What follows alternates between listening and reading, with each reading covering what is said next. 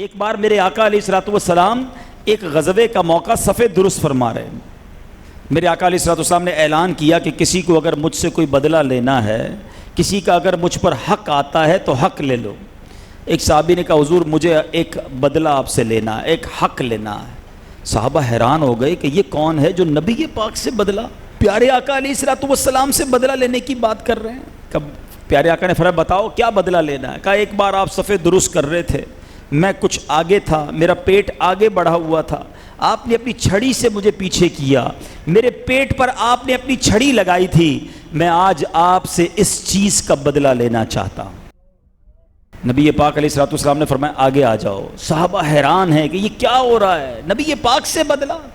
مگر نبی پاک نے چونکہ اعلان فرمایا تھا اور یہ عادت کریمہ تھی، آج ہم میں سے کوئی بڑا آدمی غلطی کرے معافی مانگنے میں شرم آتی ہے، شوہر بیوی کو ذلیل کرے، اب احساس بھی ہو جائے کہ میں نے بیوی کا دل دکھایا ہے، پھر بھی معافی نہیں مانگتا کہ میں شوہر ہو کر معافی مانگوں، ایک سیٹ ہو کر ملازم کا دل توڑ دے، بندے کو بعد میں احساس بھی ہو جائے کہ میں نے غلط کیا ہے، اس کا قصور نہیں تھا، مگر شرم نہیں آتی کہ میں اس سے معافی مانگوں، اسی شرم میں رہ جاتا ہے کہ میں تو سیٹ ہوں وہ نوکر ہے۔ ارے میری اور آپ کی اوقات کیا ہے؟ وہ کونین کے والی ہیں، رب کے حبیب ہیں، اور کئی بار یہ اعلان فرماتے کوئی حق آتا ہے تو لے لو، کوئی بدلہ لینا ہے تو لے لو۔ صحابی رسول کہتے حضور میں نے بدلہ لینا ہے، آقا نے قریب بلایا، اب وہ صحابی کہتے حضور بدلہ تو لینا ہے مگر آپ کے جسم پر کرتا ہے، جب آپ نے میرے پیٹ پر چھری لگائی تھی، ڈنڈی لگائی تھی، جسم پر کرتا نہیں تھا۔ اللہ اکبر، اس آسمان نے یہ منظر کیسے دیکھا ہوگا؟ نبی پاک نے اپنا کرتا اوپر کیا،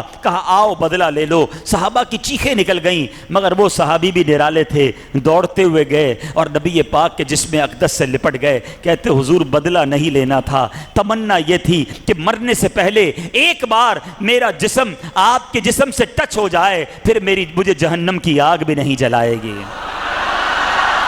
یہ واقعہ تو عشق رسول کا ہے، مگر میرے اور آپ کے لیے کتنا بڑا درس ہے۔ ہم معافی مانگتے ہیں، ہم نے کبھی سوچا کہ میں نے کسی کا دل دکھایا؟ یاد رکھیے، اللہ سلامت رکھے میرے پیر و مرشد کو، قبلہ امیر اہل سنت نے ایک مدنی مذاکرے میں وہ تاریخی الفاظ فرمائے، اے کاش میرے اور آپ کے دل پر نقش ہو جائیں۔ یاد رکھو حقوق اللہ کے معاملہ بالکل ہمیں ادا کرنا ہے، نمازیں پڑھنی ہیں، روزے رکھنے ہیں، عبادتیں کرنی ہیں، لیکن اگر کوئی شخص کسی بندے کا دل دکھائے، حق دبائے، ظلم کرے اور جناب اس پر کسی طریقے کا جبر کرے، کسی کا دل آپ سے دکھا ہوا ہے، آپ توبہ کریں، جب تک بندہ معاف نہیں کرے گا اللہ بھی معاف نہیں فرماتا۔ یہ زیادہ مشکل ہے معاملہ۔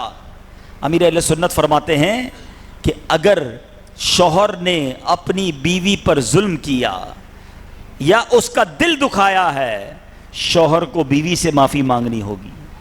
باپ نے بیٹے کے ساتھ ظلم کیا، باپ نے بیٹے کے ساتھ ناحق اس کا دل دکھایا، ذلیل کیا، اب باپ کو بیٹے سے معافی مانگنی ہوگی، سیٹ کو نوکر سے معافی مانگنی ہوگی۔